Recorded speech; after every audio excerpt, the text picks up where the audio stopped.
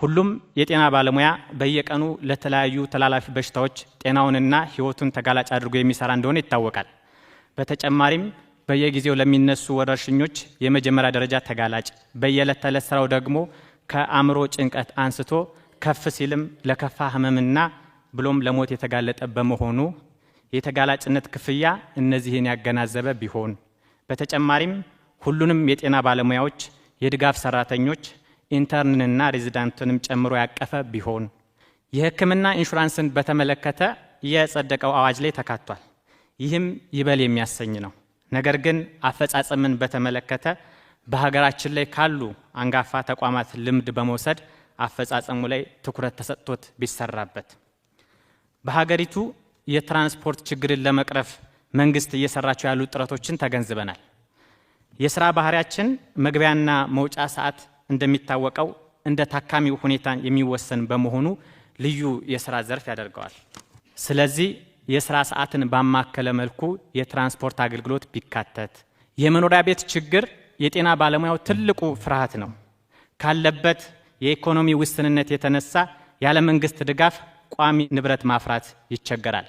ሆኖም ይህ ችግር የሚፈታው በተዋረድ ከፌዴራል ጀምሮ እስከ ክልል አስተዳደር እንደሆነ እንገነዘባለን። ይህ ተግዳሮት ቢፈታለት ለህክምና ባለሙያው ያለ ሐሳብ ስራውን መስራት እንዲሁም ማህበረሰባችንን ማገልገል የሚችልበት ሁኔታ ይፈጠራል። ይህንንም ችግር ለመፍታት የህክምና ባለሙያውን የአቅም ውስንነት ታሳቢ በማድረግ በአነስተኛ ኪራይ ቤቶችን ከማመቻቸት ጀምሮ እስከ መሬትና ቤት መስሪያ ብድር በአነስተኛ ወለድ ማመቻቸት የመሳሰሉትን የመፍትሄ አማራጮች መንግስት እሳቤ ውስጥ ቢያስገባ፣ የህክምና አገልግሎት እየሰጡ የሚኖሩ ባለሙያዎች ማለትም ሬዚዳንት፣ ፌሎና የመሳሰሉ የጤና ባለሙያዎች የመኖሪያ ቤት አገልግሎት በሚሰጡበት ተቋም እንዲመቻችላቸው ህግም እንዲወጣላቸው፣ በተያያዘም በየተቋማቱ ያሉ ነገር ግን ያልተጠናከሩ የብድርና ቁጠባ ተቋማትን ማበልጸግና አቅማቸውን ማሳደግ ቢቻል የመፍትሄ አካል እንደሚሆኑ እናምናለን። የትርፍ ሰዓትን በተመለከተ የህክምና ሙያ በባህሪው በስራ ሰዓት መገደብ አስቸጋሪ ነው። ስለሆነም የህክምና ባለሙያዎች ሌት ከቀን አዘቦትም ሆነ በዓል ሳይሉ ለህዝባቸው ለማገልገል ይደክማሉ።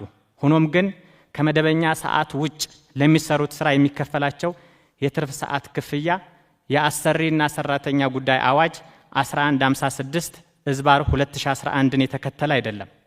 ይህንንም አዋጅ የህክምና ባለሙያውን ድካም በመጠኑም ቢሆን የሚክስና ተነሳሽነትን የሚያመጣ ተግባር በመሆኑ አትኩሮት ተሰጥቶት እንዲፈጸም ስንል በትህትና እንጠይቃለን።